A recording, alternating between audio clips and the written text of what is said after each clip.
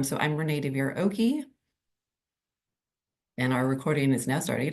So I'm Renee DeVere-Oki, and our SACOG staff lead for Federal Affairs and Advocacy, and I will be moderating our webinar today. So we've set up the timing of this webinar to be just ahead of the Sacramento Metro Chamber cap-to-cap trip.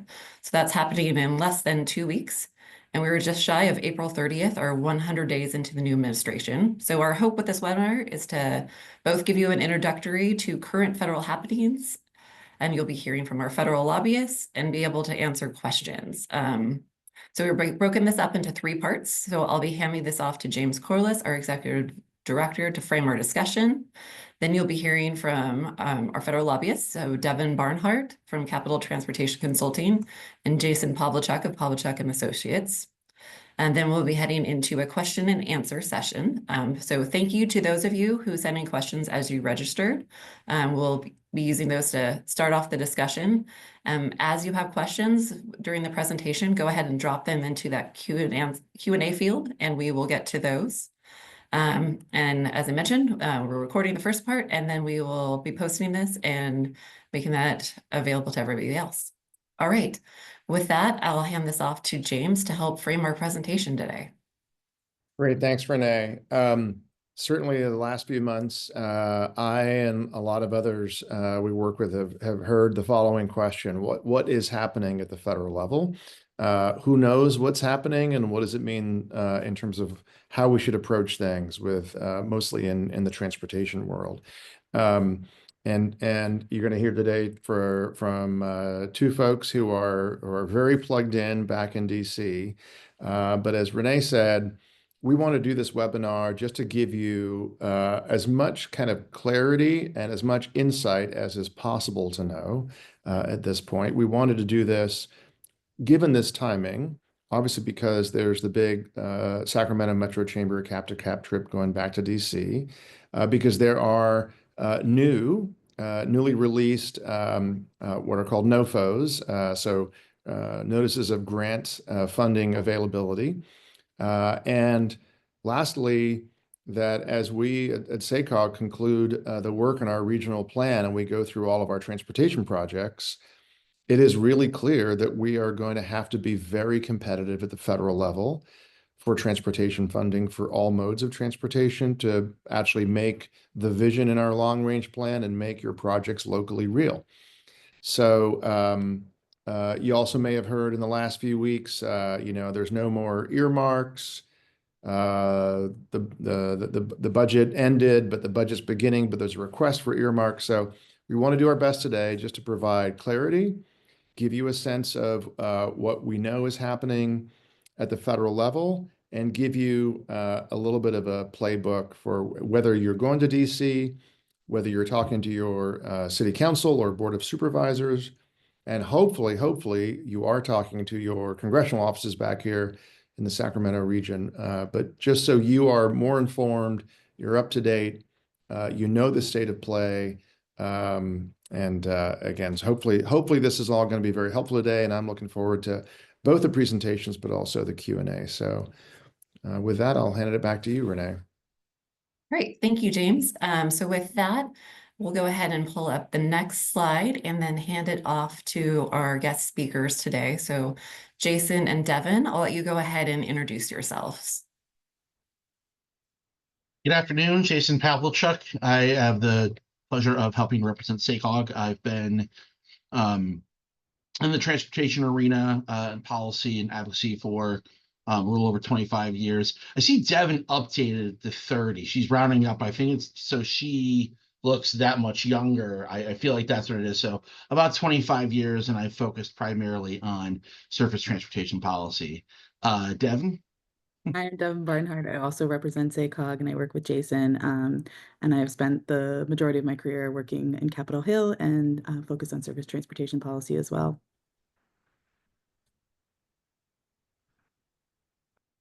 We're going to break this up into 2 sort of sections. We're going to start by talking a little bit about Congress and what Congress is doing, and then Devin's going to give you a little bit of insight in terms of what's going on in the new administration. So we can go ahead and move to the next slide.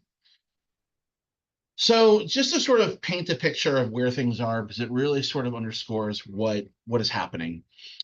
First and foremost, uh, Congress, the Republicans have a very slim majority in both the House and Senate. Um, and actually, before I get started, I should probably mention Devin and I are going to do our very best to present the facts and only the facts as we see them. Obviously, we'll provide a little bit of commentary based on our experience and what we've seen over time. But we do our best to avoid adding any personal or otherwise political opinions. So if you feel like we're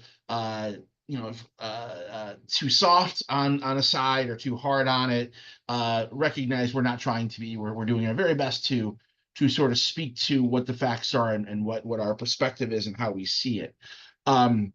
With that said, as I mentioned, there's a slim majority in both the House and the Senate. In the House, Republicans have a 4-seat majority. In the Senate, there's a 3-seat majority. However, Republicans control the White House, the House, and the Senate. And it's the first time in a long time, or at least a while, that has happened. However, while this administration is certainly trying to move through and speaks to the concept of a mandate, the electoral window is really much more narrow than that. It is not mandate size, but that is not stopping the administration from trying to completely revamp and reshape federal policy as if it had a mandate. So that really is sort of two competing narratives, which is the thin margin, which I'll talk a little bit about and quite a bit about, versus this concept of really reshaping federal policy. We're seeing, and Devin will speak to, this administration's perspective on policymaking really is in many ways shock and awe. Significant amount of decrees, significant amount of executive orders. Many are being struck down, many are held up or in the process of judgment. And then you also notice a definite theme of fiscal restraint. We are coming out of really over the last decade. We've got COVID. There certainly was a significant change in our tax policy in 2017 that Congress is actually looking to renew, or at least Republicans in Congress are looking to renew. But regardless, there's still this concept of we can't solve all of our problems by simply spending more money at the federal level. That doesn't mean there isn't things that the federal government can do or that Congress won't try to do, but there's a certain air of fiscal restraint that permeates both Republicans and to a certain extent Democrats as well. Next slide. Before I get into sort of what's going on, I just want to sort of create some level setting, because there's a handful of processes going on that really will dictate what Congress is doing this year. And I just want to make sure that we're all clear sort of on some of the language and logistics, because it does have an impact, I think, on what is moving forward and how, and quite often, a lot of these words are used interchangeably. So I just want to sort of do a little bit of level setting. First of all, in terms of Congress, they have two real sort of jobs. That is to set policies and to spend money. When you look at transportation authorization, or look at authorization in general, those are in many ways new federal laws. A lot of times those federal laws create new funding programs, which are what I like to call the cookie jar, right? The jar itself is empty, but the federal policy and the programs that are created through authorization create the cookie jar. Authorization bills are a mix of policy changes or changes to federal code, directives to federal agencies, and/or federal funding grants and grant programs. Next slide.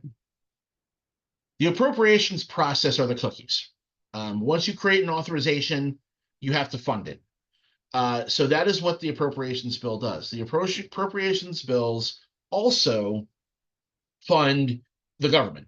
So if Congress is unable to pass appropriation bills, government shuts down. So every time you hear about a government shutdown, it's largely because Congress is unable or on the brink of not being able to pass an appropriation bill, the funding bill. There are 13 subcommittees. Every subcommittee has a series of federal agencies. For transportation, it's THUD. Transportation, Housing and Urban Development. And there are a handful of other smaller agencies that are part of that appropriation bill. Often, Congress includes congressionally designated spending, aka earmarks, in those bills. I'll talk about those in a minute, but that's where earmarks come from. It is a must-pass bill. Truth be told, the appropriation bills are the only thing Congress has to do every year. Sometimes they pass as individual bills, meaning THUD will pass as a law, and then the Department of Justice appropriation will pass the law. But over the last 20 years, generally speaking, they've all been cobbled together into what is known as an omnibus bill, where all the appropriations bills get passed at one time. Often, almost nonstop for the past 25 years, they've been delayed, meaning that a continuing resolution is needed. A continuing resolution is nothing more than saying we are going to continue funding as it was written in the previous year. Sometimes, in this past year as an example, Congress is unable to sort of figure out how to spend money or what to spend it on, and they just pass a year-long continuing resolution. That is what happened this year. That passed in March. As a result of them passing a full year CR, as it's also called, all the earmarks that were included in the FY25 bill dropped out of it. That is not to say Congress is done with earmarks. They've already reissued guidance for earmarks this year. I'll sort of pause here and note that if you are looking for a project, now is the time to begin to ask the congressional delegation. Most of the forms, most of the requests have a deadline. That deadline is coming up. Some of the offices, that deadline is already passed, but because of how the appropriation process started very late, most offices are very flexible in accepting requests for certain programs, because each of the committees has its own deadline. For transportation, that deadline is May 23rd. So if you have a transportation request and you haven't submitted it yet, I would do so, but do it literally as early as next week, or if not tomorrow. I would also note, I wouldn't be doing my job representing SACOG if I didn't. All earmarks, all congressionally designated funding have to eventually make their way into the Transportation Improvement Program, the TIP. So I would strongly advise that if you are submitting a transportation earmark, to coordinate with the team from SACOG, because eventually that project has to get added to the TIP. Next slide. So the appropriations and authorization are different from the budget. Sticking with my cookie theme, and now it's 5 o'clock here on the East Coast, and I'm getting hungry. The budget is effectively a guidance on how many cookies can be eaten, right? It is a rule. The budget itself is not a law. It is a set of instructions to congressional committees on how much they can spend for the fiscal year and how much they can look to spend over the next 10 years. The budget itself is not a law. I'll say that again. It is a guide. Often, legislation is passed and it would, quote unquote, break the budget, meaning you would spend more than what the budget allows for. The process there is it allows for a point of order, and then there's a vote. Assuming the legislation that would break the budget is generally agreed to, the budget point of order loses. But effectively, the budget is a good guide in terms of what Congress is looking to do for the next year, and then really 10 years into the future. The only reason I bring the budget up is because the budget opens the door, and Renee, you can do the next slide, to what is known as budget reconciliation. And you'll notice I've gone on this cookie theme, and I drop it here, not because I'm done being hungry, but because budget reconciliation is not exactly a process that is easily described with any type of analogy. And as James and Renee will tell you, I have an analogy for everything. I don't have one for budget reconciliation because it is not a simple to explain process. But I will break it down like this. The budget reconciliation process is a process by which Congress realigns all spending. That includes programs, appropriations, tax policy, Medicaid, Medicare, anything that takes money out of or puts money into the federal treasury is subject and open to be changed through the budget reconciliation process. In real terms, what budget reconciliation allows is for the Senate to pass funding or pass major spending policy without a filibuster. It is the only way that the Senate can pass a bill without needing 60 votes to move past the filibuster. So some examples of that is the Affordable Care Act was used, or the budget reconciliation was used to pass the Affordable Care Act, the 2017 tax bill, the Inflation Reduction Act. This administration wants to use budget reconciliation to pass either 2 or 1 packages, depending on how they're sort of put together. One is the concept of the 2017 tax bill being extended. The other is additional spending for border security, immigration, things of that nature.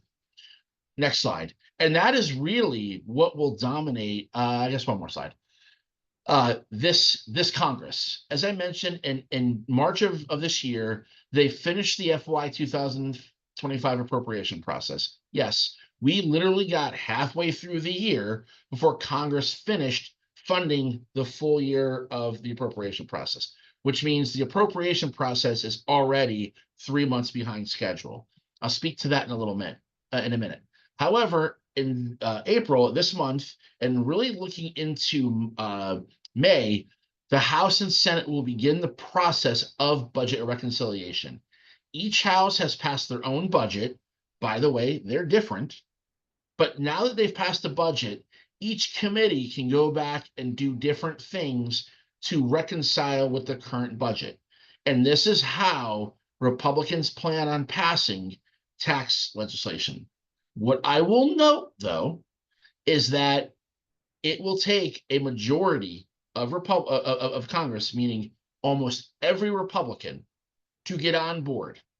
It is tough to get 217 of 220 people to do anything, agree to do anything, let alone a delegation or a party right now that is sort of as spread out ideologically as the Republican Party.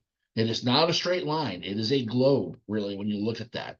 So it is going to be a very difficult challenge for House Republicans to get a majority of, or all Republicans, or all but 4 Republicans, behind a package that can move through. But that is what they're going to be working on primarily in April and May. The committees will begin that process. So all the discussion you've been hearing about with Medicaid, Medicare, the 2017 tax cuts, rescissions of funding from every agency, that is what individual committees will be working on. And again, they have to appease the far right, who would like the government to go away, as well as moderate Republicans who do not want to see substantial or significant cuts to core programs. So that's a heavy lift, and that is what you are walking into if you come to cap to cap. At the same time, we're also beginning the appropriation process. As I mentioned previously, earmark requests or congressionally designated spending requests are out and available. Those are due throughout the next few weeks. And then the committees will begin to hold hearings and then markups later in May and June. So they will begin that process. I do not see in what world Congress is going to agree to a fiscal year 26 budget on time, which means it is very likely, at the very least, we will get at least 1 or 2 short-term extensions of the appropriation process. Finally, just because we're transportation nerds, we are beginning the process of reauthorizing our 5-year transportation bill. That process begins this summer, and we'll conclude hopefully with a passed bill by the end of next fall or and next summer. But that process is beginning right now, and that is what Congress is working on. It will not be much more than that, largely because, as I mentioned, getting 217 Republicans to agree to anything is going to be a challenge. So there's going to be just a handful of massive pieces of legislation that make their way through this Congress. Next slide.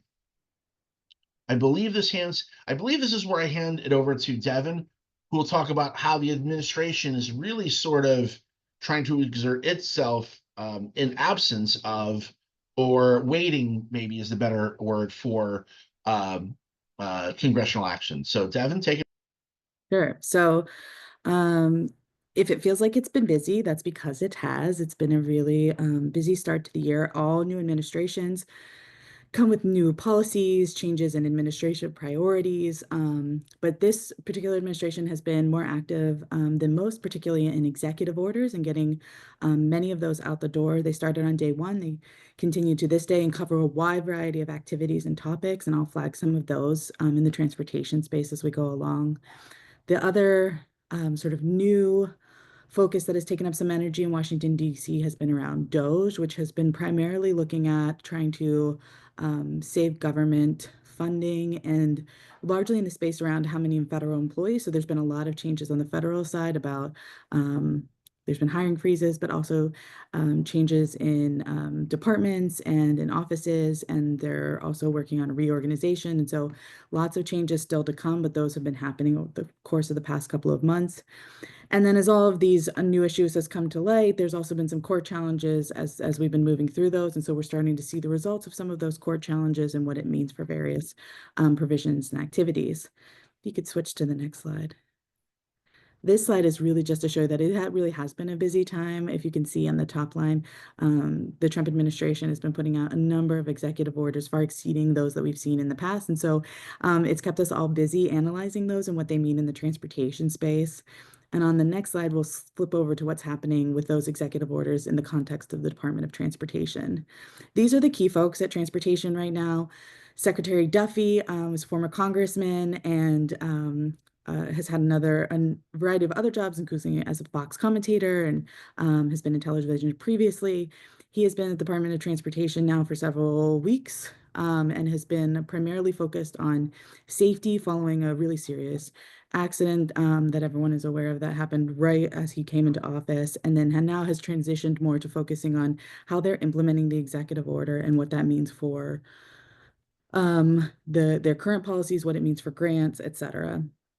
Sean McMaster is coming in at the FHWA, and he's a longtime transportation person, worked on the Hill, has worked for HNTB, has very familiar with projects and federal policy. And then Mark Molinaro is slated to come into FTA. He's also a former congressman from New York and has done a lot of work around MTA, and so has familiarity in the transit space. If you can flip to the next slide. Every administration comes in with their own new priorities. And so the Trump administration, through the executive orders, but also through some of their other priorities, have highlighted what those are in the transportation space. There may be more coming, but these were early. Secretary Duffy put out a memo taking what Trump had pushed in the executive orders and converting that into the Department of Transportation. And so some of the ones that they had flagged are a pretty strict adherence to the executive orders. We'll talk about that in a second. Mandatory cost benefit analysis for all projects and programs. There had been some limits before on how small they are, but now they really want to see those on all projects. And then as we all know, they have started to review and amend existing agreements. So those might be grant agreements or other cooperative agreements that folks sign as they're working with the Department of Transportation.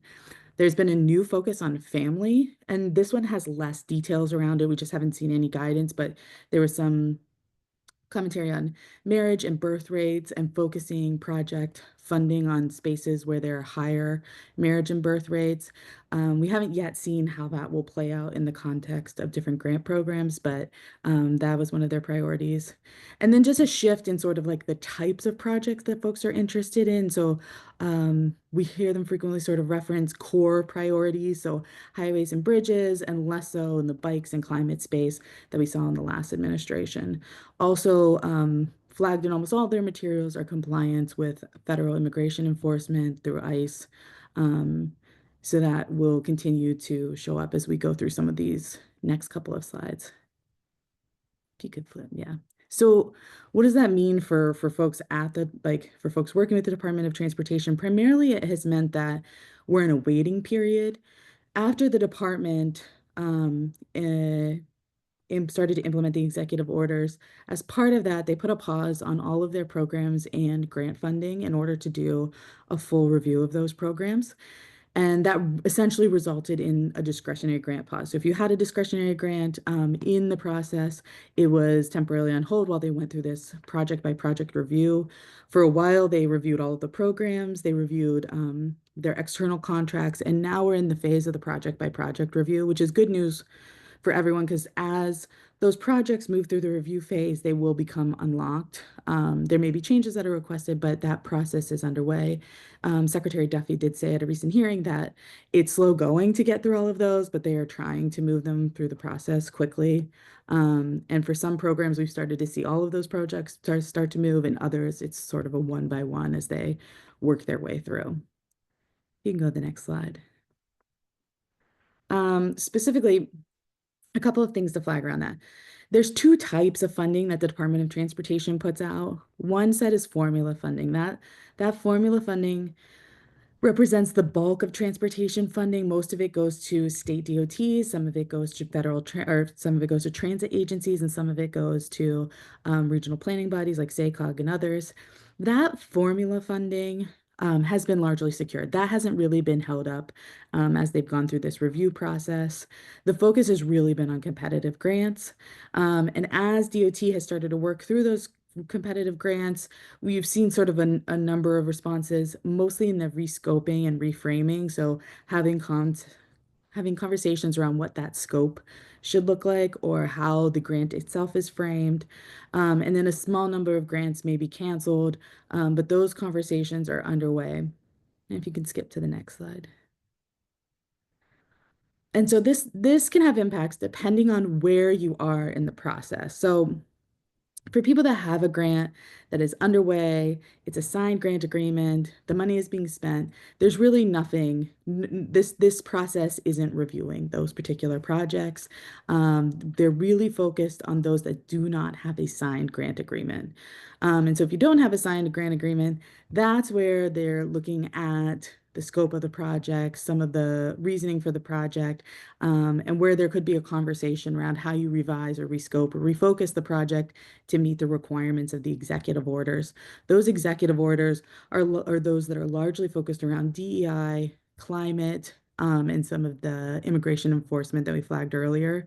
And so again, some of those grants could be canceled, but there's been some reassurances that it's not intended to be a mass cancellation of any projects. It is a revision of most of them. And so as you're working through that process, it's a good time to check in with your Federal Highway Division office or your FTA regional office, and where appropriate, SACOG is happy to be helpful.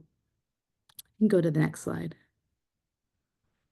And then for future grants, this is, so the review is really focused on existing grants that don't have a signed grant agreement. For the future grants, those are starting to get unlocked now. So we're seeing a couple more grant programs move forward. These grants were the remaining years of the bipartisan infrastructure law. So Safe Streets for All, the low and no emission bus grant program, those opportunities have gone out the door. There have been changes, so it's important to go through the notice of funding opportunity, which highlights what all the requirements are. Excuse me. It's important to go through the NOFO because there are edits, there are changes. They're not massive changes within like the scope of the actual text themselves, and most of the time they're red lines so you can see the specifics, but of really high importance is like essentially checking that cost benefit analysis still lines with the requests that is in the NOFO. So those specific NOFO should really guide, and you shouldn't just resubmit grants if they haven't been through this reanalysis to make sure that they're going to be competitive under the new administration. Additional grants are coming out down the pipeline too, so there's an opportunity to keep doing this as they work through the process of getting the rest of that funding out the door. The new grants also will likely come with the same requirements they will come with the same requirements that are in the executive orders. And so that is the limitation on DEI, on climate, on ICE, and any other executive orders that they tag to the existing NOFO. You'll see this in a host of documents. They sent a letter today that essentially outlined this and outlined some of the repercussions if you aren't meeting those particular requirements, so they could pull back funding essentially if you don't meet those requirements. Next slide. And then just to wrap up the flag, there's been a lot of changes. So between new executive orders, new administration priorities, and staffing cuts, that it has created sort of an interesting dynamic for projects moving through the pipeline. So we've seen some delays, especially with the grant pause. We may see additional delays as the staffing shakeout continues to adjust. So there have been a couple voluntary opportunities for federal employees to leave.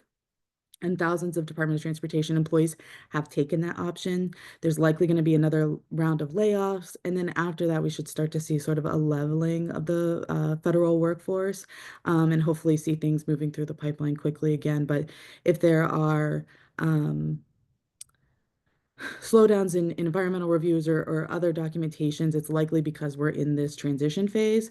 And the department in their letter today really flagged that working with your local division offices is an important next step as folks are trying to navigate these changes. And if there are any questions, we're welcome to take them.